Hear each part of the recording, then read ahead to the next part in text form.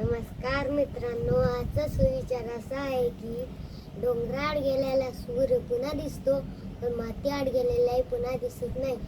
मित्रांनो, आज मी तुम्हाला आईविषयी एक गाणं म्हणून दाखवतो छोटं.